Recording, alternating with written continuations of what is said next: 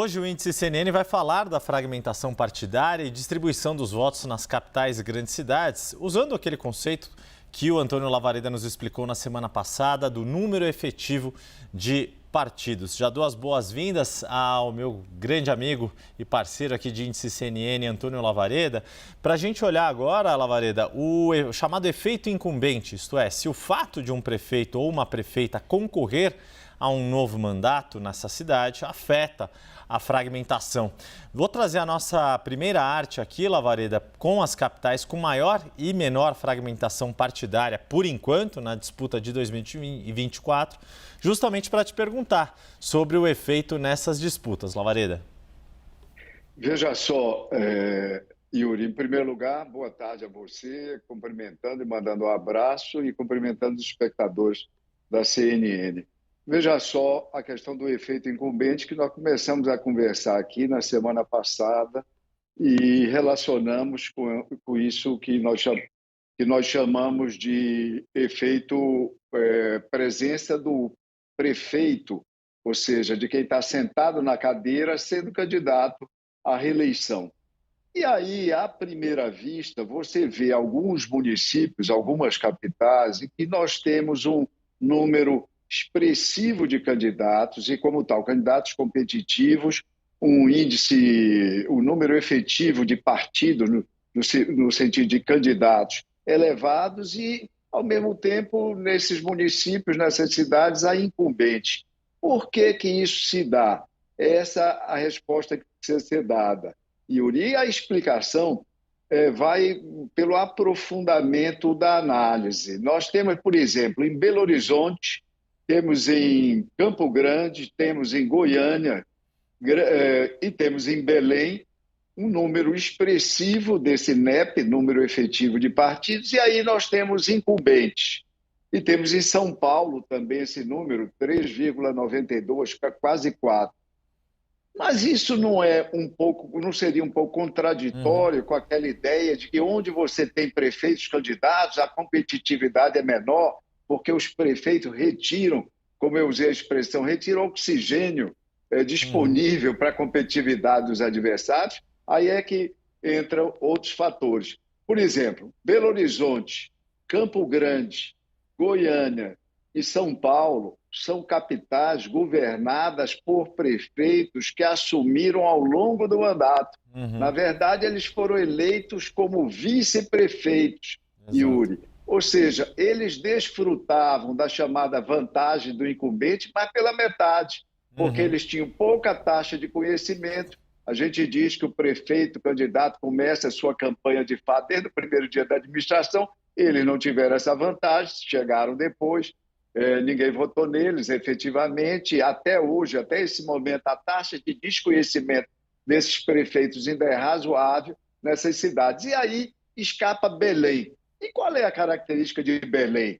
Eu conversava hoje com o economista Maurício Romão, um especialista em eleições e que acompanha processos desse tipo e que tem um ranking, ele periodicamente divulga um ranking de avaliação de prefeitos, Yuri.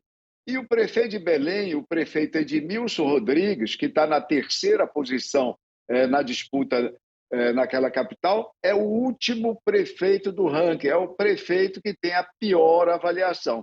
Então, na maioria quase esmagadora dos casos, ou esmagadora, onde há um número maior de competidores é porque nós temos ou não temos incumbente disputando ou temos incumbentes que eram vice-prefeitos, que foram eleitos vice-prefeitos disputando, ou então prefeitos com péssima avaliação, como é o caso da Prefeitura de Belém, Yuri.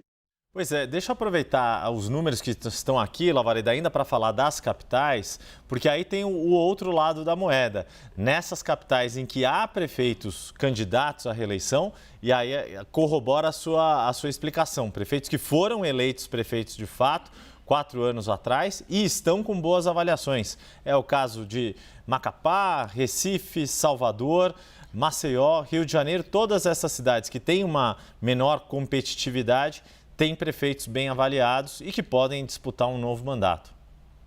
Exatamente, Yuri. São os incumbentes. Esses daí exercitam em plenitude a chamada vantagem do incumbente. Taxa de conhecimento elevada, praticamente estão em campanha, por assim dizer, desde o primeiro dia das respectivas administrações, tem coligações nas câmaras municipais bem sedimentadas que transferem para coligações eleitorais, então vão ter bastante tempo de televisão, de rádio, disso tudo. E nessa safra são prefeitos, na maioria dos casos, bem avaliados.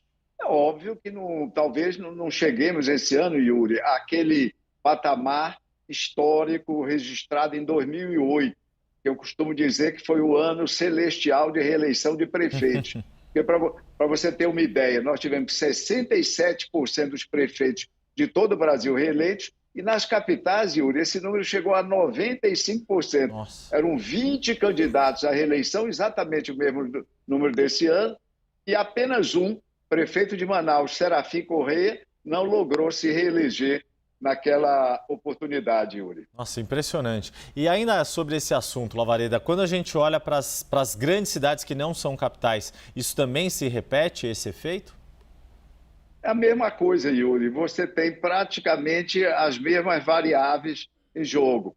Quando foram vice-prefeitos que assumiram por qualquer contingência, porque os prefeitos se desincompatibilizaram, em alguns casos faleceram, etc., você tem uma menor probabilidade de vitória hoje, ou seja, competições mais acirradas, disputas mais apertadas. Quando você tem prefeitos candidatos à reeleição, normalmente foram eleitos em 2020, estão disputando agora a recondução, eles, na maior parte dos casos, têm boas avaliações e estão em situação bastante favorável no momento, Yuri. Deixa eu pedir para a gente voltar aqui, trazer, na verdade, a nossa segunda tela, a nossa próxima tela, que a gente vai fazer justamente a comparação das capitais e cidades com segundo turno, né, das grandes cidades, mas ao longo da série histórica. E aí faz essa comparação, quando há incumbentes e quando não há incumbentes, desde de 2012, 2016, 2020 e agora a projeção de 2024 pelos dados do índice CNN, o agregador de pesquisas desenvolvido pelo IPESP Analítica. Queria que você nos trouxesse essa avaliação do efeito incumbente ao longo dessa série histórica, Lavareda.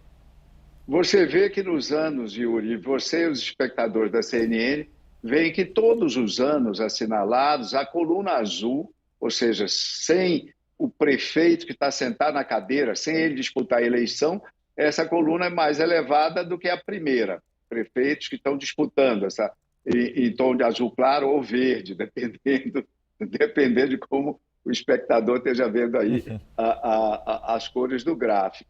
Então, agora, chama a atenção o fato de que nesse ano de 2024, pelo menos até agora, e nós sempre chamamos a atenção para o fato de que essa comparação se dá aí, 2012, 2016, 2020. São números reais dos resultados das urnas, números reais das urnas, ao passo que 2024 são números iniciais derivados do índice CNN relativos a pesquisas de intenção de voto ainda quase há 3 meses da disputa. Mas você vê que esse ano parece até que será ainda maior a diferença em níveis de competitividade entre aquelas cidades, aquelas capitais que têm prefeitos disputando a reeleição e aquelas onde a disputa é aberta, como se chama tecnicamente, disputa aberta. É aquela disputa na qual o incumbente não se encontra envolvido, não é candidato, não persegue os votos de recondução, Yuri. É isso, a eleição municipal chegando cada vez mais próximo e a gente aqui com a ajuda de Antônio Lavareda, sociólogo, cientista político e maior referência do Brasil em eleições municipais, chegando ali e no início da campanha oficial com todo esse cenário muito bem detalhado e analisado. A análise mais completa e aprofundada da corrida pelas prefeituras em 2024. E vou renovar o convite que a gente sempre faz, né, Lavareda? Todos os dados das capitais e cidades com mais de 200 mil eleitores estão disponíveis no site do Índice CNN e você pode acompanhar o desenvolvimento ali, o quanto os candidatos têm evoluído nesta pré-campanha. Daqui a pouquinho começa a campanha oficial propriamente dita. Lavareda, muito obrigado mais uma vez. Até a próxima semana. Obrigado a você, Yuri, e reitero o convite para os espectadores darem uma olhada lá no site. Houve mudança, por exemplo, em Fortaleza. O prefeito Zé Sarto, que estava em terceira posição, foi para a segunda agora.